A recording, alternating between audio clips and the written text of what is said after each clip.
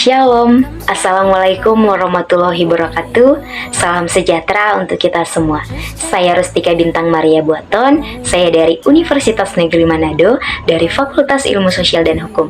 Saya dari program studi S1 Ilmu Hukum dengan NIM 24602092. Baik, pada video saya kali ini, di sini saya akan menjelaskan hukum perkawinan dari mata kuliah Hukum Islam.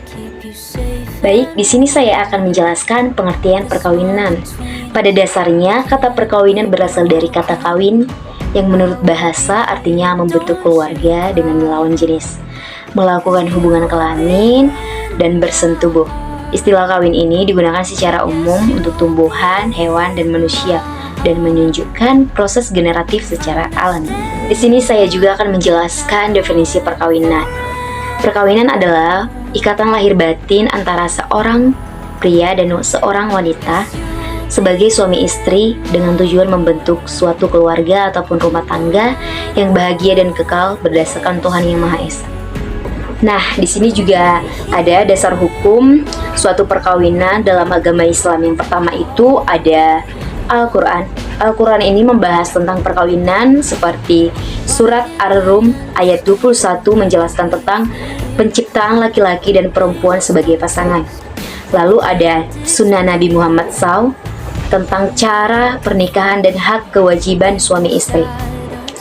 Lalu yang ketiga itu ada ijma ataupun kesepakatan ulama. Nah, ijma ini menerangkan tentang syarat-syarat sahnya suatu perkawinan dan hukum yang mengatur kehidupan berumah tangga. Nah, di sini juga saya akan menjelaskan syarat-syarat perkawinan.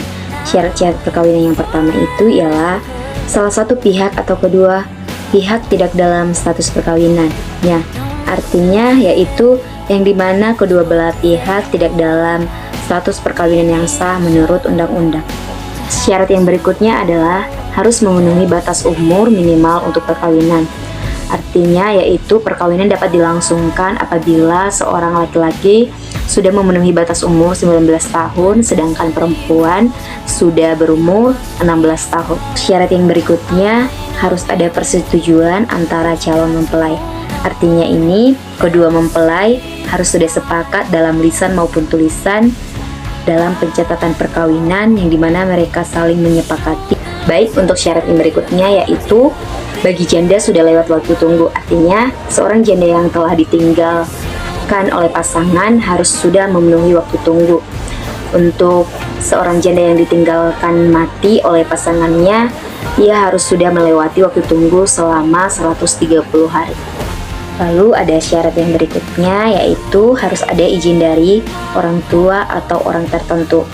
Nah, artinya ini seseorang yang melanggar batas umur yang ingin menikah minimal harus ada izin dari kedua orang tua ataupun orang tertentu. Lalu untuk syarat yang terakhir itu ialah tidak bercerai kedua kalinya dengan suami ataupun istri yang sama. Lalu di sini saya akan menjelaskan larangan dalam suatu perkawinan. Dalam pasal 8 undang-undang ada tertulis larangan perkawinan. Yang pertama itu berhubungan darah dalam garis keturunan lurus ke bawah ataupun ke atas. Lalu larangan yang selanjutnya ada berhubungan darah dalam garis keturunan menyamping, yaitu antara saudara, antara seorang dengan saudara orang tua, dan antara seorang dengan saudara neneknya. Lalu ada berhubungan semenda, yaitu mertua, anak tiri, menantu, dan ibu atau bapak tiri. Lalu ada larangan berhubungan susuan, yaitu artinya berhubungan susuan ini orang tua susuan, anak susuan, saudara susuan, dan bibi atau paman susuan. Lalu ada syarat yang berikutnya yaitu berhubungan saudara dengan istri atau berhubungan bibi. Lalu untuk larangan yang terakhir ialah larangan mempunyai hubungan yang oleh agamanya atau peraturan lain yang berlaku dilarang kawin. Di sini juga saya akan menjelaskan tentang pencatatan perkawinan. Pencatatan perkawinan adalah kegiatan pengadministrasian dari sebuah perkawinan yang dilakukan oleh pegawai pencatat nikah atau PPN yang berkedudukan di kantor urusan agama atau KUA di wilayah kedua calon mempelai melangsungkan perkawinan yang beragama Islam, dan di kantor catatan sipil atau KCS bagi yang mereka selain beragama Islam. Nah, berikut ini adalah pasal-pasal yang mengatur tentang pencatatan perkawinan.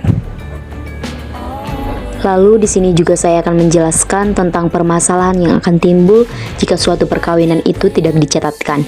Yang pertama itu ketika pencatatan perkawinan tidak dilaksanakan, kemudian mereka menikah dikaruniai keturunan tetapi tetap tidak akan mendapat identitas akta lahir karena perkawinan orang tuanya tidak dicatatkan.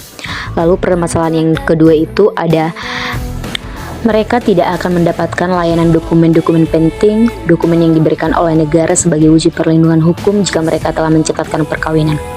Dokumen yang diberikan oleh negara sebagai wujud perlindungan hukum jika mereka telah mencatatkan perkawinan. Dokumen-dokumen tersebut antara lain yaitu kartu keluarga, akta kelahiran anak, KTP, paspor, lalu asuransi waris, kepentingan nasab, dan gaji pensiun.